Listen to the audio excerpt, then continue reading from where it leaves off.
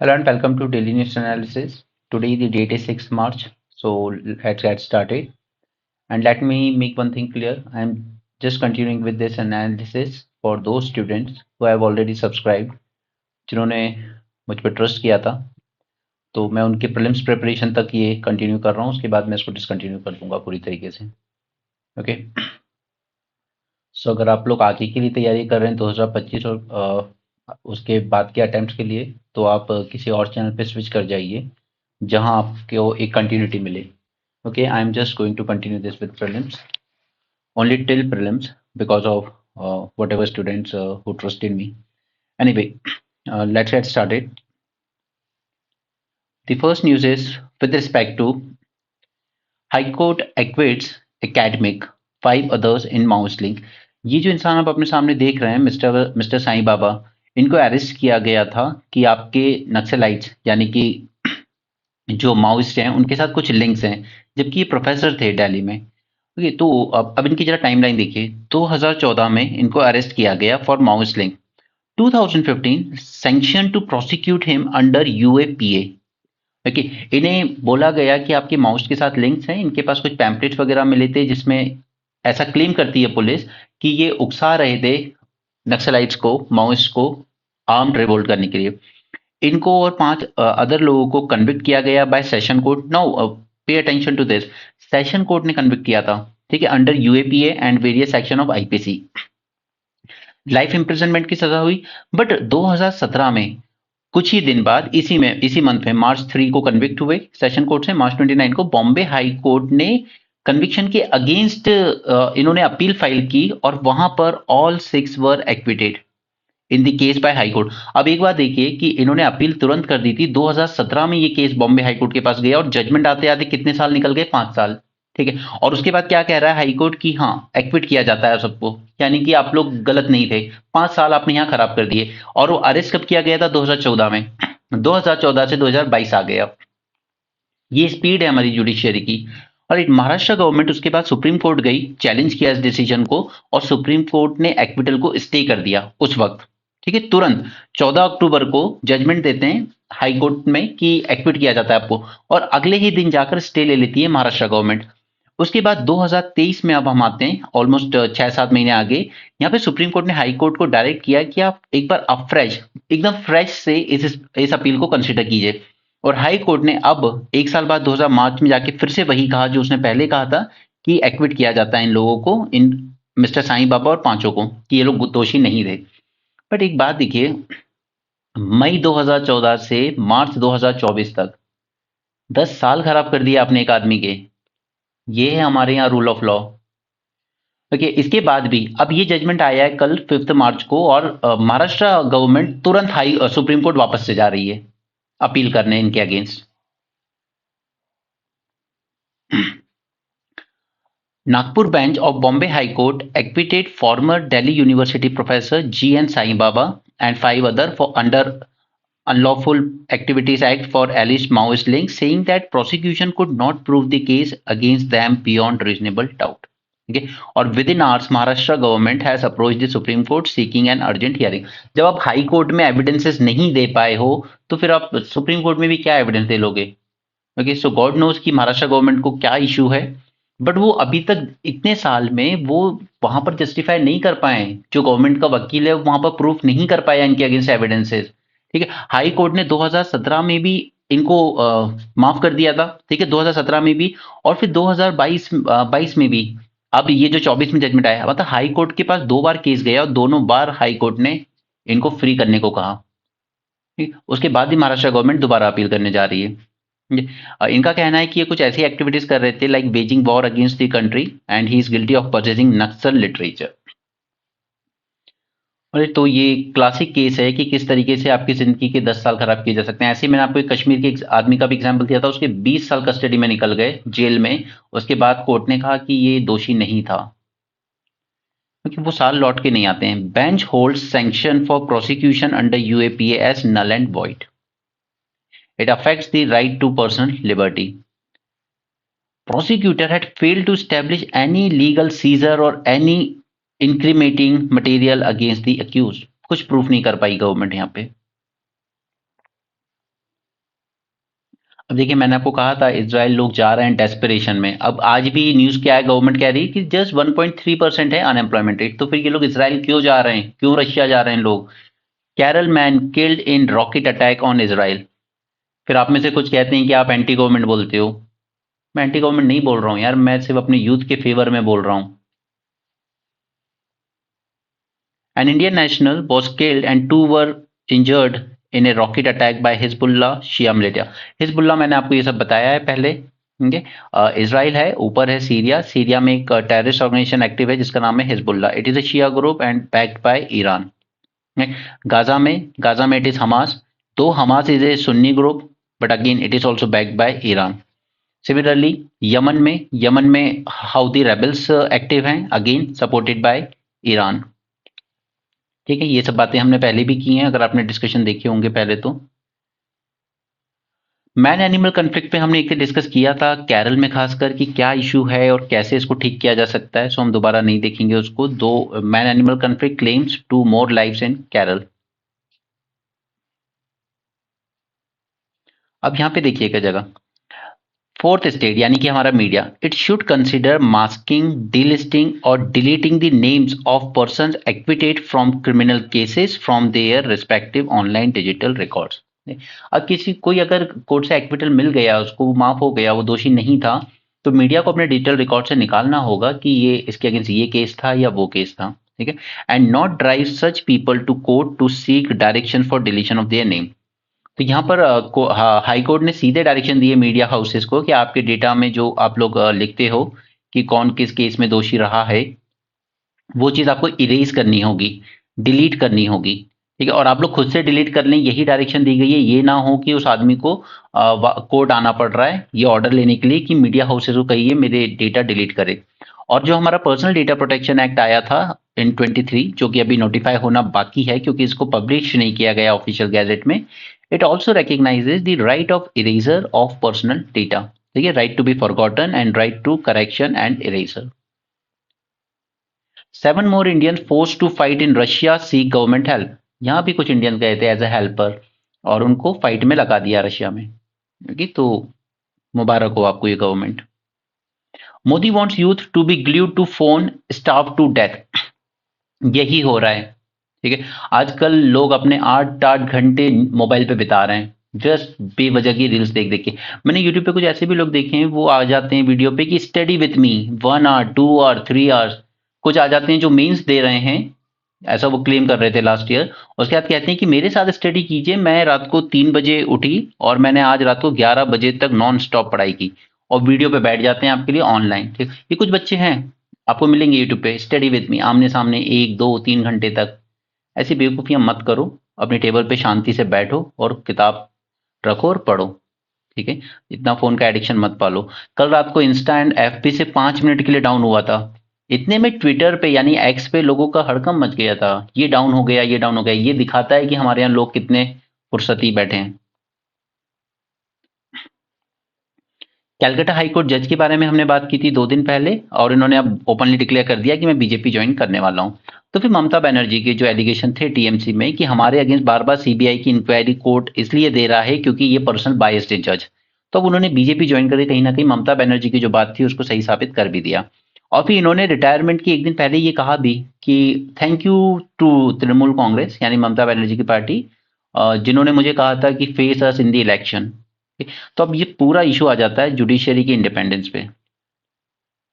जैसे मैं आपको बार बार वो कह रहा हूँ कि दो ही रास्ते हैं इस चीज़ को करेक्ट करने के लिए। ये पोस्ट रिटायरमेंट जॉब्स में या तो आप एक कूलिंग ऑफ पीरियड ले आइए 3 से 5 साल का, कि 3 से 5 साल तक आप गवर्नमेंट के और किसी भी विंग में एक्टिव नहीं हो सकते, या फिर आप यूएसए का मॉडल अपना लीजिए कि वहां पे जजेस की रिटायरमेंट का प्रॉब्लम ही खत्म कर दीजिए। ठीक है, जब तक आप हेल्दी हो, फिट हो, आप जुडिशरी में ही काम करोगे और कहीं नहीं जाओगे। Indian troops out. Okay, civilian हमारी सिविलियन टीम पहुंची, टेक्निकल टीम, उसने टेक ओवर कर लिए हैं सारे assets. And Maldives sign defence pact with China.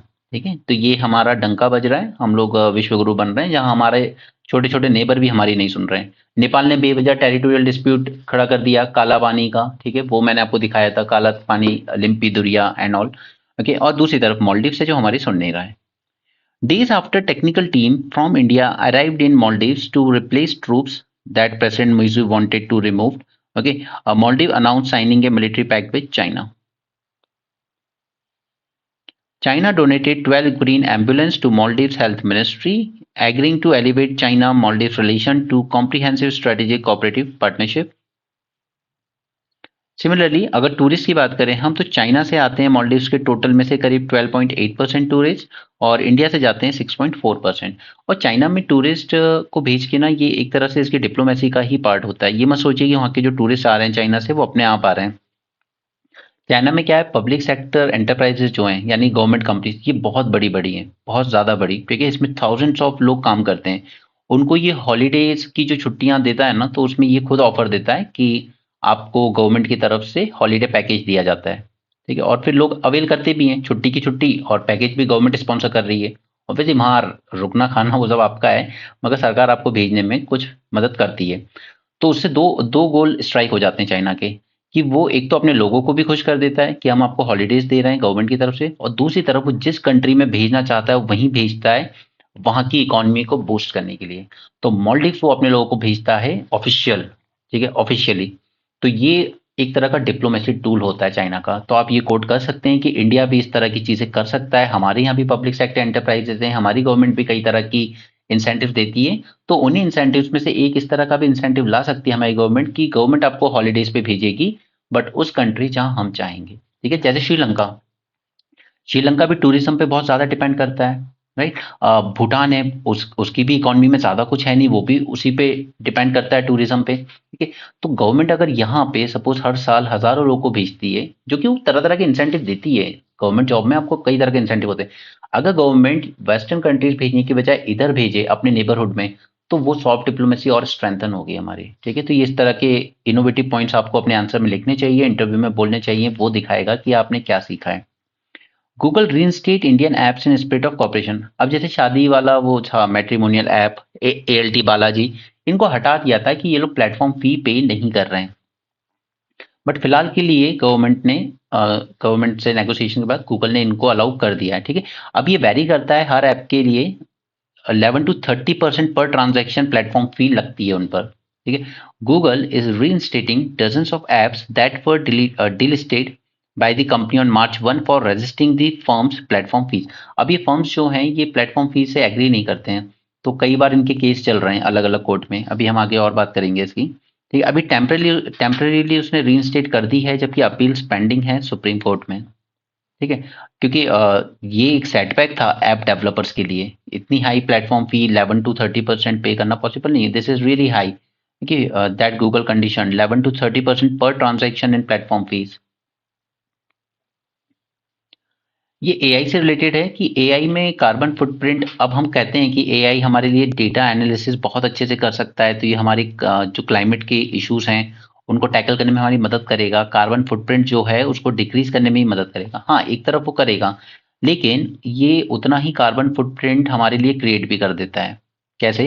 क्योंकि इनमें लगने वाली चिप, इसकी जो प्रोसेसिंग है, इनमें यूज होने वाले रेयर अर्थ एलिमेंट्स और क्रिटिकल मिनरल्स, ये सबकी जो माइनिंग होती है, ठीक है, ये मैन्युफैक्चरिंग और ये माइनिंग ये बहुत ज़्यादा कार्बन इंटेंसिव होती है, ठीक है। इसके टाइम पर आप काफ़ी पॉल्यूशन करते हो। आप जो कहते हो कि इलेक्ट्रिक व्हीकल्स हैं क्लीन एनर्जी, क्लीन नहीं है। इनको बनाने के लिए जितना भी ज़्यादा इनपुट लगता है ना वो बहुत कार्बन इंटेंसिव होता है। उसी तरीके से जब ये एल्गोरिदम्स वर्क करती हैं, ये कई कई दिन वर्क करती है लगातार, ठीक है। जैसे चैट जीपीटी की एक इमेज लाने में जितना इलेक्ट्रिसिटी कंजम्पशन यूज होता है ना, मेजोरिटी इलेक्ट्रिसिटी कहाँ से प्रोड्यूस हो रहा है? कोल से ही हो रहा है, ठीक है। तो आप ये कह सकते हो कि ये जो एआई वगैरह है, ऐसा नहीं है कि ये कार्बन फुटप्रिंट हमारे डिक्रीज करेंगे, हमें अच्छी पॉलिसीज बनाने में, डेटा एनालिसिस में हेल्प करेंगे, वो करेंगे, बात की बात है। लेकिन उधर आने से पहले ही ये लोग काफी सारा, इनको हम डेवलप करने में काफी सारा कार्बन एमिशन कर लेते हैं already, okay. The technology is as much a part of climate problem as a solution.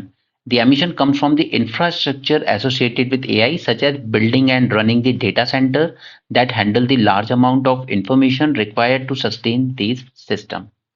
Okay, सिर्फ यहाँ से एक ही पॉइंट उठाना है आपको कि इनको चाहे वो इलेक्ट्रिक व्हीकल्स हो या ये आर्टिफिशियल इंटेलिजेंस जैसे हमारे कंप्यूटर्स हों, ये एकदम ऐसा नहीं है कि कार्बन न्यूट्रल है। इनको बनाने में काफ़ी कार्बन इंटेंसिटी यूज़ होती है। ओके, इलेक्टोरल रेटोरिक विद हेgemonic रिंग, ये पॉलिटिकल वे में लिखा गया है, एनडीए एंड ऑल, तो वो सब हमें बात करने की जरूरत नहीं है। उसी तरीके से ये कल हमने बात कर ली थी कि सरकार ने अपना जो 98 का जजमेंट था उसको रिवर्स कर दिया सुप्रीम कोर्ट ने, कि एमपीज अगर ब्राइब लेकर अब वोटिंग करते हैं तो सुप्रीम कोर्ट उसमें इंटरफेयर कर सकता है। ऐसा नहीं है कि आपको इम्यूनिटी या प्रिविलेज ऐसा कुछ नहीं मिलेगा। Green jobs and problem of gender disparity, यहाँ पर ये बात कर रहे हैं कि ग्रीन जॉब्स में विमेन का रोल क्या होगा। The transition to low carbon development has potential to add up to 35 million green jobs in India by 2047. This is one point. और ILO define करता है इसको कि these are the jobs that contribute to preservation or restoration of the environment. Okay, इस तरह की jobs को हम कहते हैं green jobs. ठीक है, तो ये एक proper definition है from ILO. Globally, men are likely to transition to green jobs faster than women. Women workers जो हैं इनको मोस्टली कंसंट्रेटेड रहती हैं ये अपैरल्स, कपड़ों की फैक्ट्री में, textile, leather, food, tobacco type की। जबकि जो मैन है it they comprise 85% of workforce in sectors such as infrastructure, transport, construction, manufacturing etcetera. Okay, तो ये तो है कि हमारे यहाँ ट्रेडिशनली वुमेन और मैन के ऑक्यूपेशन में हमें डिफरेंस देखने को मिलता है। 90% of women believe that social norms limited their participation in training of green jobs. Yes, social norms, especially care, childhood care, reproduction and all. Believe that women are unsuitable for certain technical roles, safety concerns, lower representation in science, technology, engineering, mathematics. इस तरह का माना जाता है कि ये STEM जो field होती है इसमें women ज़्यादा suitable नहीं है, जो कि हमारे यहाँ जोक वगैरह चलते हैं, विमेन का दिमाग घुटनों में होता है, इस तरह की पर बकवास बातें हैं। ठीक है, मॉम प्रोजेक्ट पे हमने देखा, हमने चंद्रयान मिशन में देखा, विमेन साइंटिस्ट ने अच्छा खासा इंपॉर्टेंट रोल था इनका। Increasing women's representation in green jobs has several benefit, जैसे it can address the gender biases in Indian labour market. Okay, next is there empowerment by creating economic, technical and social opportunities, तो उनकी एक empowerment करने में भी हमें मदद मिलेगी। In India, despite 42% of the total number of STEM graduates being women, okay, just look at this, 42% graduates जो हैं वो women हैं, but only 30% in engineering, manufacturing and construction programs, सिर्फ 30% जॉब कर रही हैं इन प्रोग्राम्स में। To bridge this gap, early hands on learning दी जाती है। मैंने आपसे बात की थी फाइनल ईयर में आपको पढ़ाई के साथ साथ ही अप्रेंटिसशिप कराई जा सकती है, उससे कंपनी को चीप लेबर सप्लाई भी मिल जाता है और आपको एक्सपीरियंस, स्किल और ट्रेनिंग मिल जाती है। ठीक है, अप्रेंटिसशिप आप कोड कर सकते हैं उसमें। Mentorship, scholarship, financial assistance, awareness generation are crucial to empower women in green jobs related field. Collateral free lending दी जा सकती है, जो कि मुद्रा दे ही रहा है सबसे ज्यादा विमेन, 70% मुद्रा लोन विमेन को ही गया है। Financial literacy training, building supportive networks are crucial steps to unlock their potential. यहाँ पे सपोर्टिव नेटवर्क से मतलब है क्रैच फैसिलिटी वगैरह, छोटे बच्चे हैं अगर आपके तो एटलीस्ट क्रैच फैसिलिटी हो ताकि विमेन अपना काम भी कर सके। Suitable tools must be developed to assess the credit worthiness, disburse loans, and reduce operational costs for women-owned businesses. Finally, bringing in more women into leadership position, यानी कि गवर्नर, बोर्ड ऑफ गवर्नर के role में corporates में, to incorporate gender specific needs in low carbon development strategies can promote women's integration in green jobs. Gender just transition demands a multi-pronged strategy that focuses on employment, social protection, reduces the burden of care work, enable skill development, partnership across government to leverage the benefit of innovation, technology, and finance for women entrepreneurs and workers. Now, the businesses must recognize the centrality of gender justice and ensure equity by mitigating barriers that exist due to stereotyping or gender bias and fostering equitable job opportunities for just transition benefit everyone. बोल Bachchan type article था, इतना कुछ ज़्यादा काम का नहीं था हमारा। यहाँ पे देखिए, airline damage luggage of 1 in every 2 flyer. Okay, इतनी खराब हैंडलिंग होती है हमारे यहाँ। तो आप कोई अगर कॉस्टली चीज़ फॉरेन से लेके आ रहे हो तो देयर इज एवरी चांस कि आप 2 लोग लेके आ रहे हो तो किसी एक का ज़रूर टूटा मिलेगा आपको।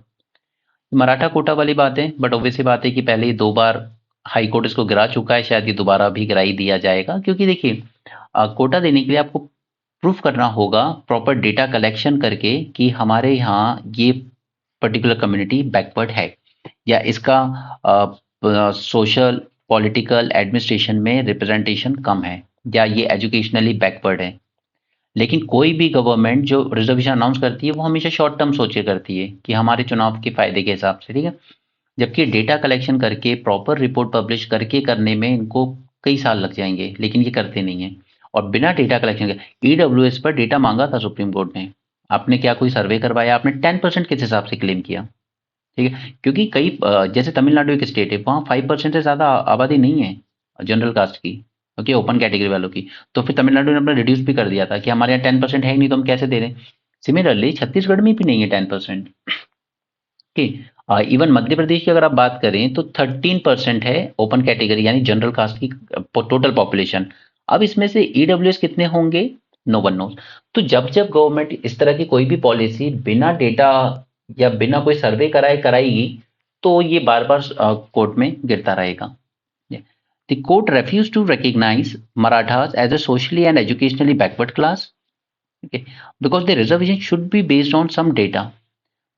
Were they denied access to education and social facilities? क्या ऐसा कोई डेटा है आपके पास कि उनको एजुकेशन या सोशल फैसिलिटीज डिनाई की गई हैं पहले?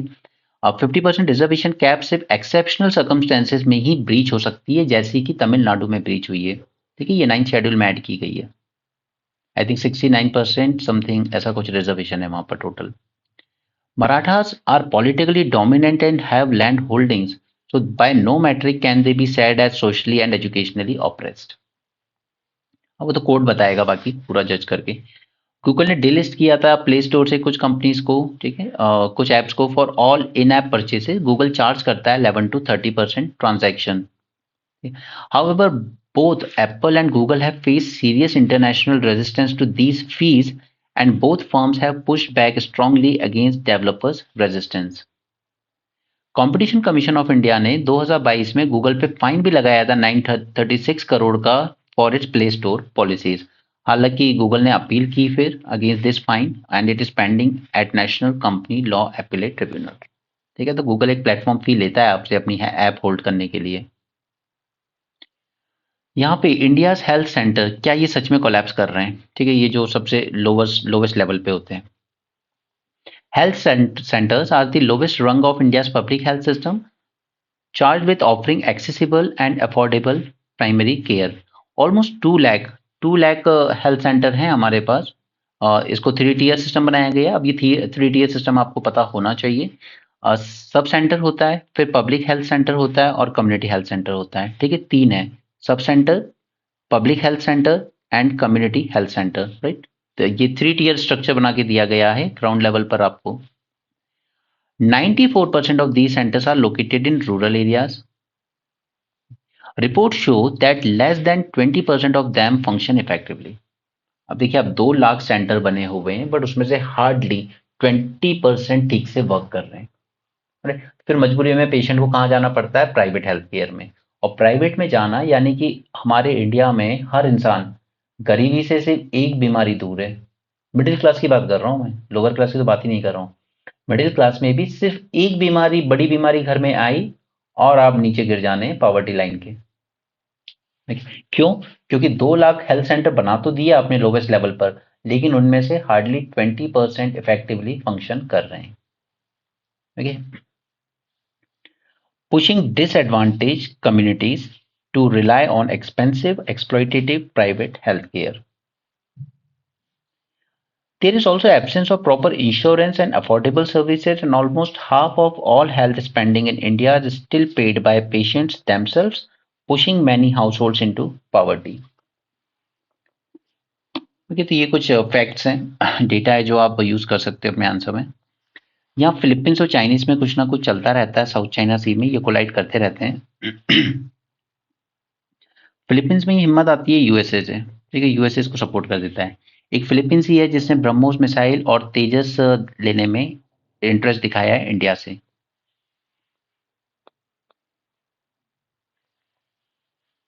अब यहाँ पे कुछ जर्मन ऑफिशियल्स थे जो कि सिंगापुर में थे प्रेजेंट इस वक्त। ठीक, इन्होंने सिंगापुर से क्या किया कि अनसिक्योर्ड इंटरनेट यूज कर लिया फॉर ए वीडियो कॉन्फ्रेंस। और वहां पर इन्होंने कहा कि एक पर्टिकुलर मिसाइल, क्या ये मिसाइल यूक्रेन को दी जा सकती है ताकि वो रशिया को पुशबैक करने में हेल्प कर सके। ओके, और इसको, इस टेलीफोन लाइन को, इस कॉन्फ्रेंस को हैक कर लिया रशियन एजेंसीज ने। और उन्होंने पब्लिक कर दिया कि देखिए जर्मन इंटरफेयर कर रहा है, तो फिर पुतिन हाइपर हो जाएगा अब। The German military officer used an unsecured phone line at Singapore hotel to join conference call that was hacked by Russian and leaked to the public.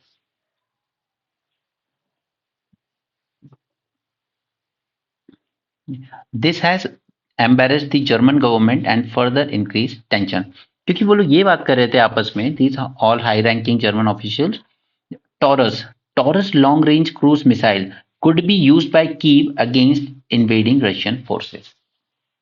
एक तो फ्रांस वाले मैक्रोन ने एक शगुफा छोड़ दिया था कि नाटो को अपनी फोर्सेस भेजनी चाहिए आगे ग्राउंड पर यूक्रेन की मदद के लिए, ठीक है। तो एक तो फ्रांस से नाराज है रशिया, दूसरा अब ये जर्मनी का जो इशू आया है इससे नाराज हो जाएगा। EU officials to propose to boost bloc defence. अब देखिए ट्रंप का स्टैंड क्या है कि यहाँ है यूएसए आपका, कनाडा वो भी इसका मेंबर है, और यहाँ पे है पूरा आपका यूरोप, वेस्टर्न यूरोप स्पेशली, ठीक है। ये पूरा ही बीच में अटलांटिक ओशन है, इसलिए इसको ट्रांस अटलांटिक पार्टनरशिप भी कहते हैं। तो यूएसए का हमेशा कहना था कि मेरे पास न्यूक्लियर वेपन्स हैं, या न्यूक्लियर तो यूके और फ्रांस के पास भी हैं, बट यही लीडर था उस कैंप का, कैपिटलिस्ट वर्ल्ड का। तो यूएसए की प्रोटेक्शन में यूरोप ने अपनी खुद की डिफेंस स्पेंडिंग काफी कम कर ली ओवर द ईयर, ठीक है। डिफेंस स्पेंडिंग काफी रिड्यूस कर दी इन्होंने अपनी, और ट्रंप को यही प्रॉब्लम थी कि नाटो के खर्चे को मेंटेन करने के लिए यूरोपियन कंट्रीज बहुत कम फंडिंग देती है, और दूसरी बात ये कि इन्होंने अपने खुद के सेल्फ डिफेंस के लिए बहुत कम वर्क किया पिछले कुछ साल में। लेकिन अब जैसे जैसे यूएसए अपना थोड़ा सा कम करता जा रहा है, इन पे प्रेशर बढ़ रहा है कि हमें अपनी सेफ्टी खुद इंश्योर करनी पड़ेगी रशिया के against. Okay, so European Union outlined its ambitious plan to boost its defense industry at an unprecedented pace as bloc seeks to respond to threat posed by Russia's war on Ukraine. For decades, EU nations have slumbered under the protective nuclear cover of the United States through the NATO alliance, while their defense spending crisis preparedness withered. ये अपनी खुद की preparedness कमजोर करते चले गए।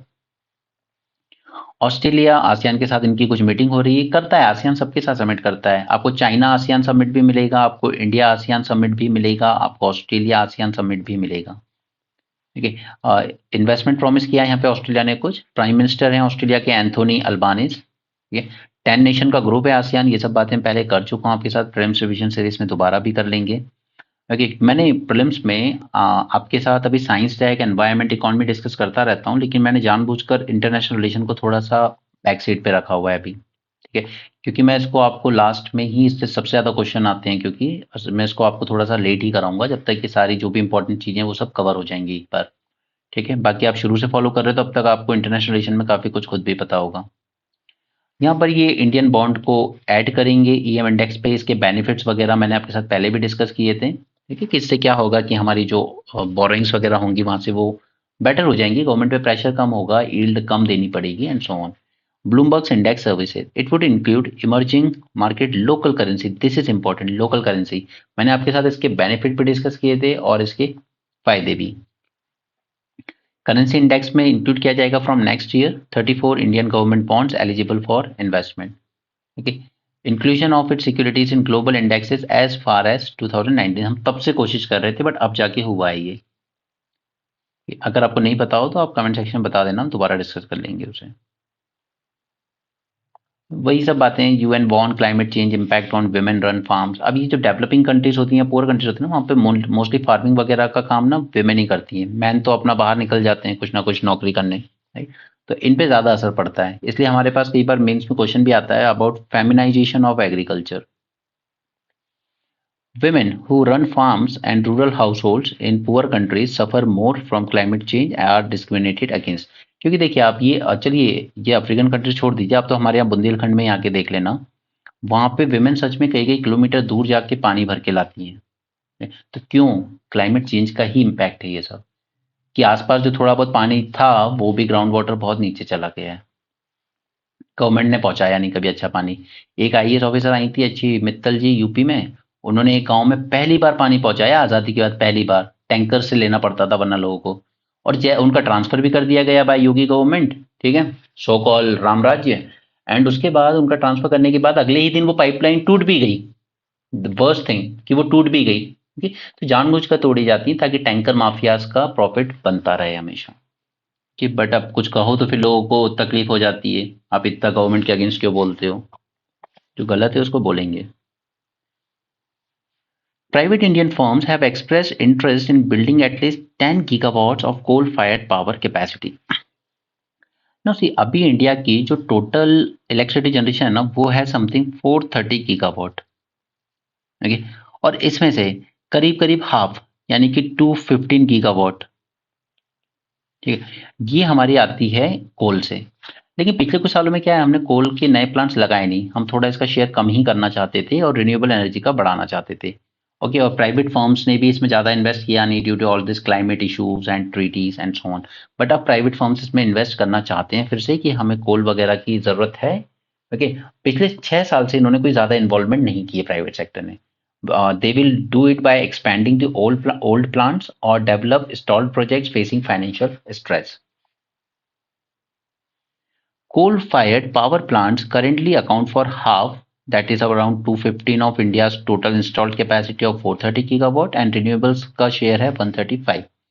Hydro बनाता है जस्ट 47% गीगावाट शेयर। लेकिन इंडिया बार बार यही कहता भी रहा है कि कोल हमारे लिए इनएविटेबल है, अभी हम इसी पर डिपेंड है। अगर आप टोटल देखेंगे ना तो 70% इलेक्ट्रिसिटी जनरेशन कोल और गैस से ही हो रहा है, नहीं बाकी रिन्यूएबल से आ रहा है। बट हमने अपने गोल वगैरह रखे हैं कि हम बाय 2030 हम 50% जनरेशन अपना किससे करेंगे, रिन्यूएबल एनर्जी से। ओके, और 500 गीगावाट इतना हम लोग जनरेट करेंगे रिन्यूएबल एनर्जी। तो ये सब हमने पंचामृत के टाइम देखा है। ओके, इंडियन एक्सप्रेस देख लेते हैं। Honestly I am really not in mood to discuss anything now.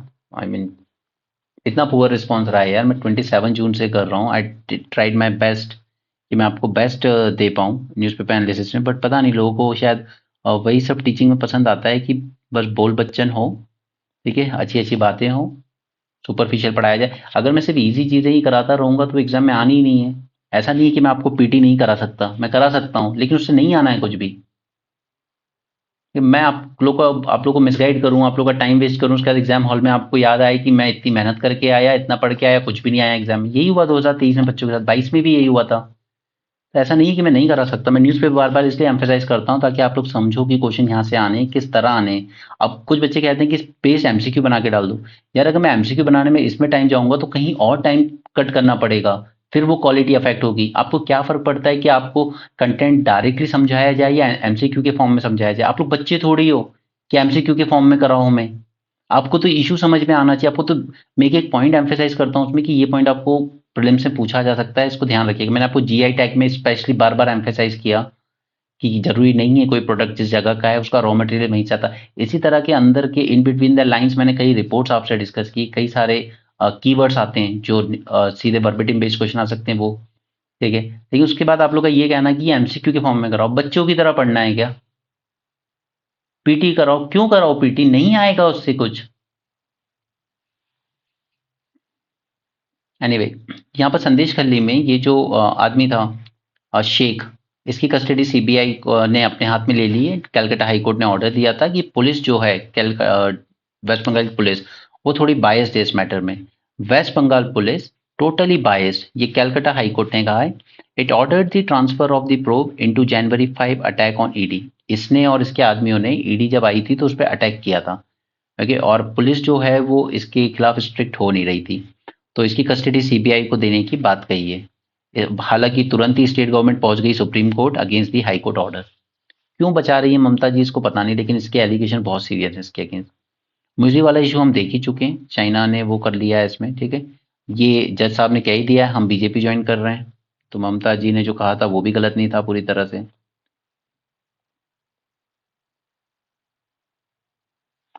Ladakh को सिक्स शेड्यूल तो नहीं दिया सकता, लेकिन आर्टिकल 371 लाइक टाइप की शील्ड दी जा सकती है। वो है ना हमारा ABCGH सब तक, ठीक है, अलग अलग स्टेट को दिया गया। आपकी लक्ष्मीकांत में चैप्टर है इस पे पूरा।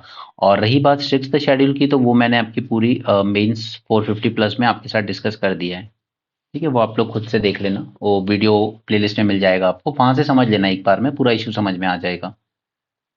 न्यूज़पेपर में तो चलता रहेगा, बस जब तक उस पर कोई ब्रेक थ्रू नहीं होता सेंटर और लद्दाख अथॉरिटीज के बीच, तब तक उस मैटर को फॉलो करना है। Total waste of your time. Pakistan में क्या चल रहा है, इमरान खान को क्या करना है, that is not our concern.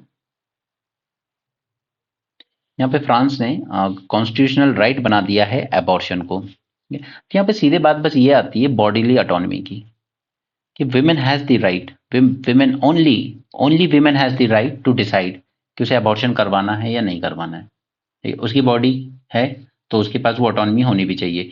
कोई गवर्नमेंट, कोई कोर्ट ये डिसाइड नहीं कर सकता। अब जैसे हमारे दिल्ली हाई कोर्ट में कुछ केस आए थे जहां पर एक रेपिस्ट के बच्चे की माँ बनने वाली है वो लड़की, और जैसा आप कहते हैं बेटा आप कर लो, अगर जरूरत पड़ेगी तो I will pay for expenses. But the thing is, बाद में उसको दिया जा सकता है for adoption. But the thing is कि उस लड़की की मेंटल स्टेट पे क्या असर पड़ रहा होगा उसका, राइट? तो ये कॉन्स्टिट्यूशनल राइट जो फ्रांस ने दिया है, राइट टू अबॉर्शन, ये सही दिया है। यहाँ पर मॉस्को से रिलेटेड है बट ऐसा कुछ खास नहीं है जिसमें कुछ नया माना जाए। यहाँ पे गया लाल, एक टाइम था आया राम गया राम वाली ये स्टोरी चलती थी। एक आदमी ने एक ही दिन में 2 से 3 बार पार्टी बदल ली थी। ठीक है, तो यहाँ पर ये अभिषेक मनु सिंह भी हैं, ये कांग्रेस लीडर हैं, ये 10th शेड्यूल को लेकर कह रहे हैं कि कुछ चेंज करने चाहिए इसमें। बट वो कांग्रेस ही थी जो ये लेकर आई थी 10th शेड्यूल। तो अब ये कह रहे हैं कि इसमें कुछ चेंजेस होने चाहिए क्योंकि इसका मिसयूज हो रहा है। First, anyone who changes party affiliation must mandatorily resign and seek re-election. This is first point. ये आप वे फॉरवर्ड में यूज कर सकते हो। Second, a person should be prohibited from holding ministership without re-election. ठीक है, अभी क्या किया जाता है कि किसी को किसी की पार्टी से तोड़ना है, लेके आना है, तो उसको बुला लिया जाता है अपनी पार्टी में आ जाओ और हम आपको मिनिस्टर बना देंगे। उसकी मेंबरशिप जाएगी वो बात की बात है, लेकिन 6 महीने तक उसके पास राइट है कि वो मिनिस्टर बन के एंजॉय कर सकता है। Third, no need for speaker in such simple system. ठीक है, स्पीकर को अभी तक डिसीजन मेकिंग अथॉरिटी दी गई है कि वो डिसाइड करता है डिस्क्वालिफिकेशन का, और ये पहले भी कई बार कहा गया है कि ये पावर या तो किसी इंडिपेंडेंट ट्रिब्यूनल को दे दीजिए डिसाइड करने की, या फिर प्रेसिडेंट को दे दीजिए जो एक्ट करेंगे इस पे on the advice of election commission of India. ठीक है, तो बस ये 3 पॉइंट उठा लीजिए इस आर्टिकल से, ये आपके काम आएंगे आंसर लिखने में। राजस्थान पेपर लीक हुआ था, वहां पर पुलिस ने टॉपर जो रैंक 1 है उसके साथ साथ 14 और भी ट्रेनीज को उठाया है जो गलत तरीके से सिलेक्ट हुए थे। ठीक है, तो चलो एक चीज तो अच्छी हुई स्टूडेंट्स के लिए, क्योंकि पता है इस चीज को कंट्रोल करने के दो ही तरीके हैं। या तो उन कल्प्रिट्स को पकड़ लो जो ये सारा स्कैम चला रहे हैं, जिसमें डेफिनेटली पॉलिटिशियंस भी इन्वॉल्व होंगे, और with in the recruitment board जो काम कर रहे हैं उनमें से भी कई लोग इन्वॉल्व होंगे, ऐसे पेपर लीक नहीं हो रहा है। और दूसरा, जैसे अब यहाँ पे इन लोगों को उठाया है ना, ये टॉपर जो रैंक 1 था और उसके अलावा 14 को, तो एटलीस्ट उनकी फैमिली को मैसेज जाएगा कि आप ये 20-50 लाख रुपए खर्च करके ये करवा तो लोगे, और कल को अगर लड़का पकड़ा गया तब पैसा गया पानी में। तो एटलीस्ट वो दूसरों को डिस्करेज करेगा कि इस तरह की चीजें नहीं करनी है। ये तो यही दो तरीके हैं इस चीज को रोकने के। बाकी तो अब लॉ तो कई स्टेट ने बना रखे हैं, अब सेंटर ने भी बना दिया, बट उससे कुछ नहीं होना है।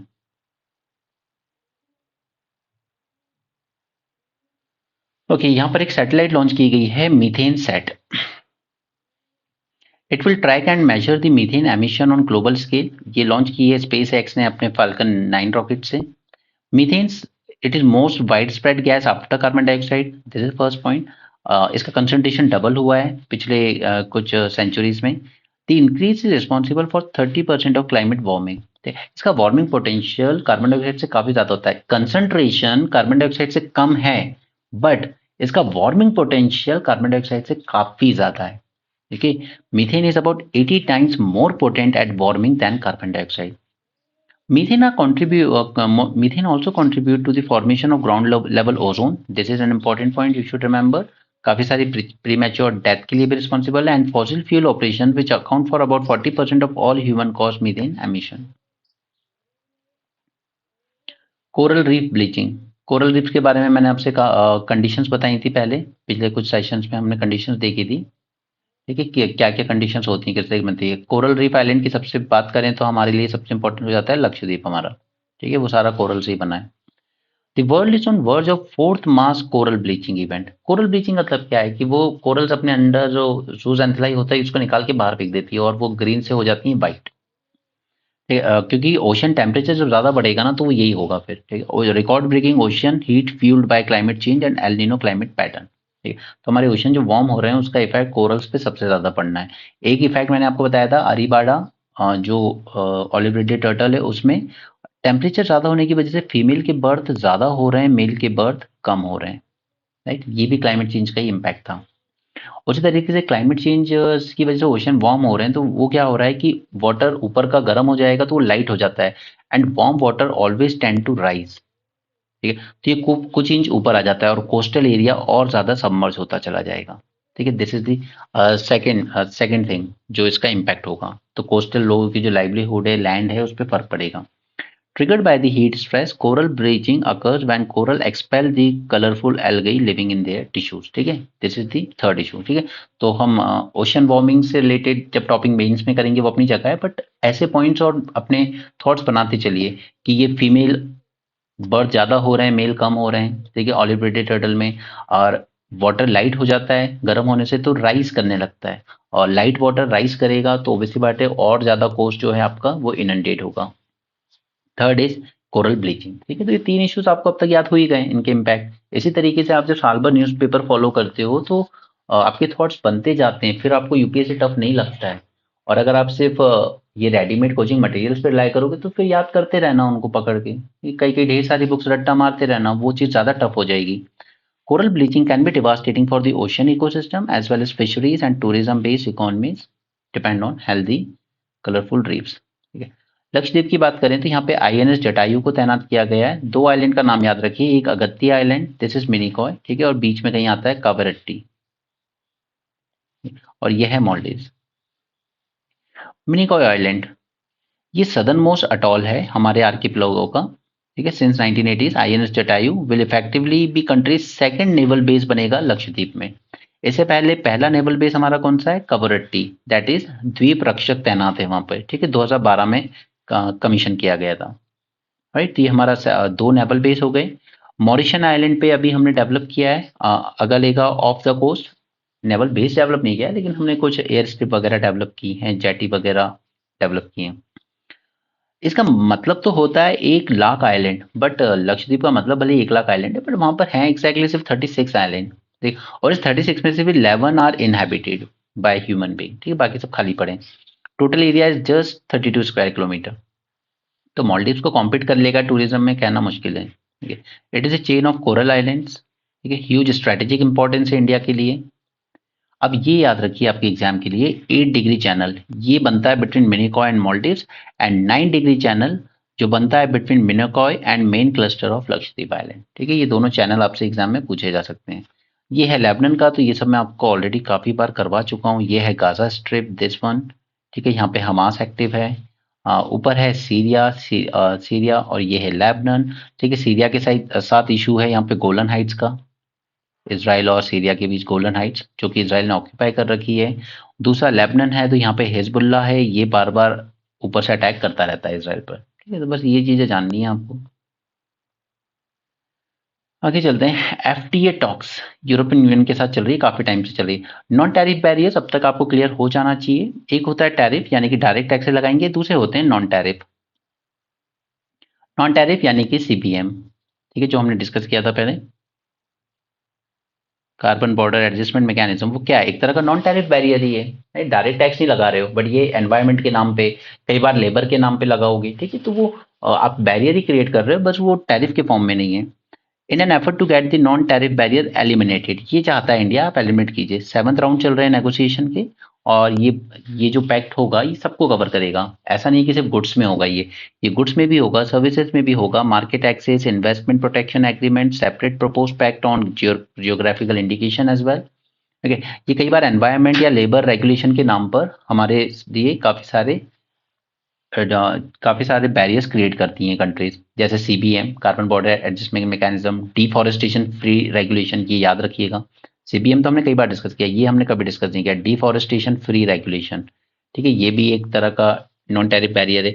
आ सकता है सर, 3-4 चीजें पूछी जा सकती हैं कि इनमें से कौन सा नॉन टैरिफ बैरियर है। ठीक है, तो ये सब याद रखिएगा। India's export to EU have seen little gain over last 5 years, largely due to slew of non-tariff barriers in tea, agriculture, engineering, and electronic item.